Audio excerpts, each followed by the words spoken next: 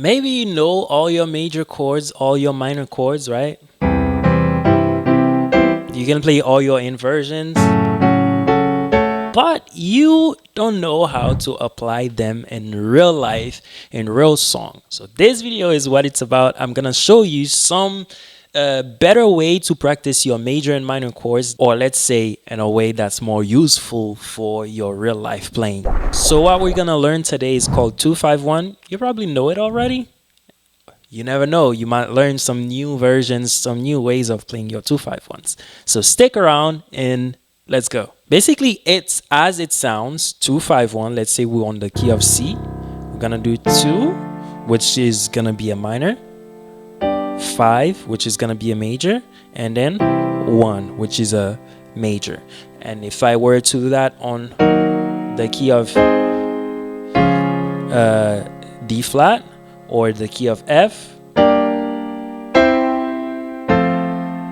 okay, so basically that's the way it sounds, right? Now, in the last video, we showed you how to practice your major and minor chords, not only in the root form, but also in inversion form, right? And today we're gonna put that to use where we're gonna practice those 2-5-1 with inversions. So it's gonna sound more like 2-5-1.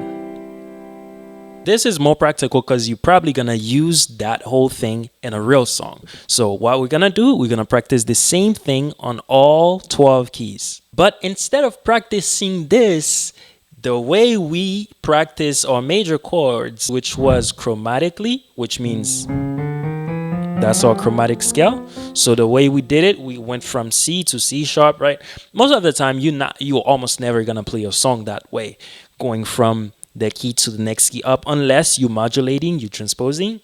But most of the time, you're probably not gonna do that. But what you are definitely gonna use in your songs is what we call the circle of fourth. So how does this sound? Basically, it's the interval of fourth every single time. So if I'm on the key of C, my fourth is gonna be a F. If I'm on the key of F, my fourth is gonna be a B flat. If I'm on the key of B flat, my fourth is gonna be a E flat, and so on and so forth.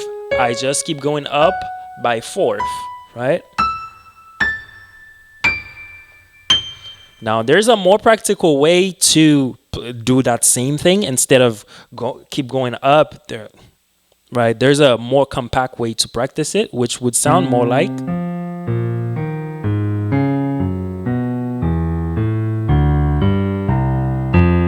right? I'm back to my C again.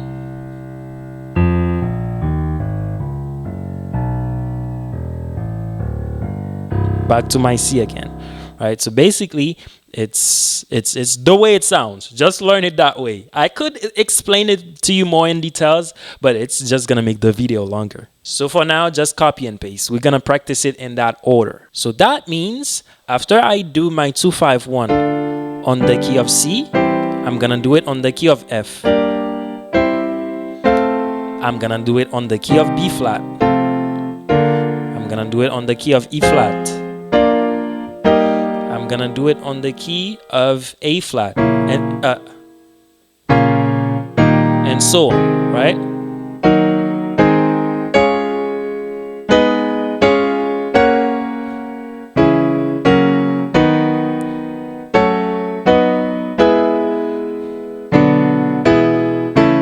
It's gonna sound like this.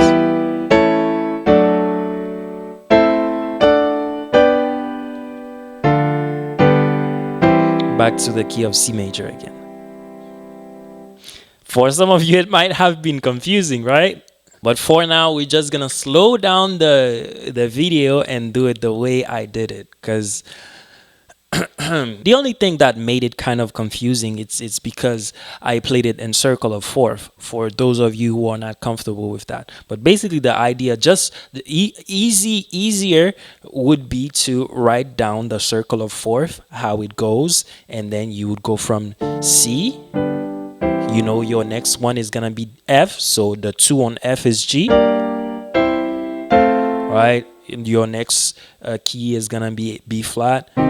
Your 2 is gonna be C, right? And and so on. So now the next way, so what we did here, we were practicing both our minors and major chords. And the next one we're gonna do is what we call the 2-5-1 minors. What's the difference between a 2-5-1 major and a 2-5-1 minor? Basically, the 2-5-1 major, my destination chord is gonna be a major chord. 2-5-1 minor, my destination chord, which is the third chord, is gonna be a minor chord. So what that means is when I'm playing in real life situations, if I'm trying to go to a minor chord and I want to do a passing chord, I'm gonna do a 2-5-1 minor. But if I want to go to a major chord, I'm gonna do a major 2-5-1. Now it might not make sense now, but when I do some examples for you, it might make better sense. Now the difference with our 2-5-1 minors is our first chord is gonna be a diminished, the second chord is gonna be a major, the third chord is gonna be a minor, like we said. Okay, so some of you might be confused. Where do I get those chords? How do I know that's the correct chords? So basically, if I'm playing a major chord, a major scale, it would go like this. So that's if I'm playing the chords for a major scale. But for the 2-5-1 minors, it's gonna be based off the minor scale, which goes like. So that's the harmonic minor. So the chords would go like.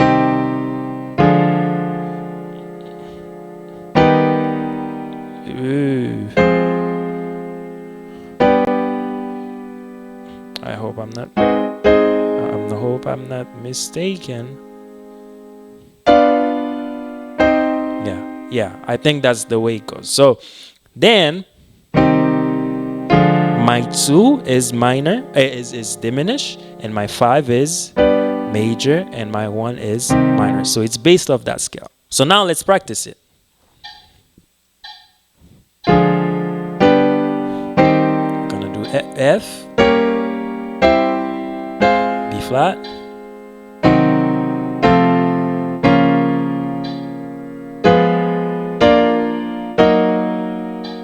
A flat. Oh, my bad.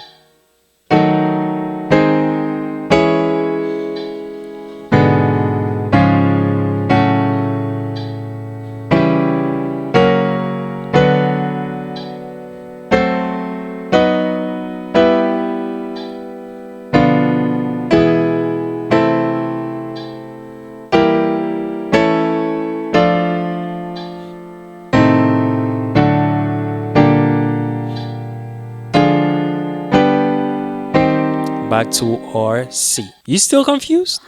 Hey, listen, if you're still confused by now, you just need to rewind the video and take it slower and then try to replicate exactly what I did. Hopefully it makes sense when you do it. Because listen, a lot of the time, a lot of things when we look at them or listen to them, especially that with music sheets, that happens a lot. It looks super complicated, but then when you start doing it, you're like, hey, it's not that bad. So that's the case for this exercise. So when you start doing it, you're gonna realize it's not that bad. So all of you know the song "I've Got My Mind Made Up," right? I've got my mind made up, and I won't turn back. All right, if you know it in Creole, it's gonna be "Me paquet moi mari." If you know it in English, it's gonna be "I've got my mind made up." I don't know if it's translated in different languages, but anyways, hey. So there's a part that goes da da da da da da da da da da da da da da da da da da.